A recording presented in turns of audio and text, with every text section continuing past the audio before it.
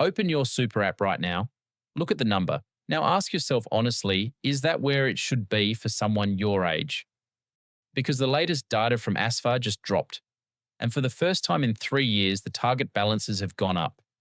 Today, I'm going to walk you through every single age bracket, show you the recommended balance, the average, and the median. Most people think about super the wrong way. They compare their balance to their mates over a beer and think, yeah, I'm about the same, she'll be right. But here's the problem. The average Australian is behind. Comparing yourself to the average just tells you you're keeping pace with a group that isn't on track either. What you actually need are the ASFA benchmarks, which work backwards from what a comfortable retirement costs and tell you what your balance should be at your specific age. And a comfortable retirement isn't luxury. It means private health cover, a decent car, occasional holidays, keeping the aircon on without guilt, and a few restaurant meals. ASFA puts the cost of that lifestyle at $55,923 per year for a single person and $78,566 for a couple. To fund that from age 67, a single person needs $630,000 in super and a couple needs $730,000. Those lump sums just increased because the age pension hasn't kept up with real living costs. Electricity jumped 21.5% last year. Beef rose nearly 11%. Medical services climbed over 4%. The stuff retirees actually spend money on is inflating faster than the headline number. And here's something a lot of people miss. The age pension is indexed twice a year, but it's tied to a basket of goods that doesn't fully reflect what retirees actually buy. Retirees spend more on healthcare, energy, and insurance than the average household, and those are exactly the categories rising fastest. So while the pension goes up on paper, the buying power of it in real life keeps shrinking. So the retirement target moves up, which means your target at every age below 67 moves up too. So let's go through it. If you're in your early 20s, you're just getting started. The median super balance for someone aged 18 to 24 is around $4,963. By 25, ASFA says your balance should be sitting at roughly $27,500 if you want to be on track for a comfortable retirement at 67. Most people at this age won't be there yet, and that's okay. But this is the decade where every dollar you put in has 40 plus years to compound. To put that in perspective, $1,000 invested at age 25 with an average return of 7% grows to around $15,000 by age 67 without adding another cent.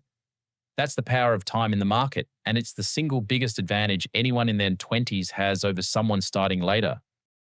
Moving into your late 20s, the median balance for ages 25 to 29 is $19,162. The average is a bit higher at around $24,340 because high earners pull it up. But the ASFA target by age 30 is $70,500. That's a significant gap for most people. If you've changed jobs a couple of times, you might also have 2 or 3 super accounts leaking fees in the background. This is the age to consolidate and get serious. Consolidating takes about 10 minutes through MyGov. You log in, link the ATO, and you'll see every super account attached to your tax file number, including any lost or unclaimed super the ATO is holding. There's currently almost $19 billion in lost super sitting across roughly 7.3 million accounts. And a big chunk of that belongs to people who simply forgot about an old account from a casual job years ago. The median balance for ages 30 to 34 is $36,016, rising to $74,130 for ages 35 to 39. Averages are higher, $53,154 for men and $44,053 for women at 30 to 34, and $90,822 for men, and $71,686 for women at 35 to 39. But the ASFA target at 35 is $118,000. That means even the average Australian male at 35 to 39 is sitting nearly $28,000 below the benchmark, and the average woman is $46,000 short. The gender gap starts showing up clearly here, driven by career breaks, part-time work, and the pay gap compounding over time. If you're in your 30s and feeling behind, you're not alone. But this is the decade where catching up is still very achievable, because compound growth still has 30 years of runway ahead. The median for ages 40 to 44 is just $79,445. The average is $131,792 for men and $102,227 for women. But the ASFA target at age 40 is $178,000. So even the average male is nearly $47,000 short. By ages 45 to 49, the median climbs to $144,272, and the ASFA target at 45 is $239,000. That's a gap of almost $95,000 for the typical Australian. You're established in your career, possibly earning more than ever, but between the mortgage, kids, and daily life, super gets pushed to the background. This is also the age where a lot of Australians make the mistake of prioritising extra mortgage repayments over super. On paper, it feels productive, and there's peace of mind in owning the home outright. But mathematically, in most cases, salary sacrificing into super delivers a better long-term outcome because of the 15% concessional tax rate and decades of compounding still ahead. The median for ages 50 to 54 is $122,150. The ASFA target at 50 is $313,500. By 55 to 59, the median reaches $202,583, while the target sits at $399,000. Averages look better, $301,922 for men and $228,259 for women at 55 to 59. But averages are misleading because a small number of very large balances pull the number up. The median tells you what the actual middle person has. And the middle person in their late 50s is nearly $200,000 short of what they need.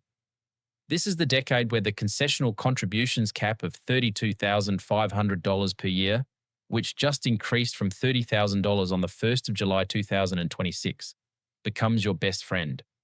With the super guarantee now at 12%, if you're earning around $100,000, your employer is putting in about $12,000, which leaves you roughly $20,500 of headroom to salary sacrifice. That money goes in at 15% tax instead of your marginal rate. If you haven't been using that headroom, now is the time. The median for ages 60 to 64 is $163,218. The ASFA target at 60 is $496,500. The average sits higher, $380,737 for men and $300,717 for women, but still well below the benchmark. By 65, ASFA says you should have $604,500.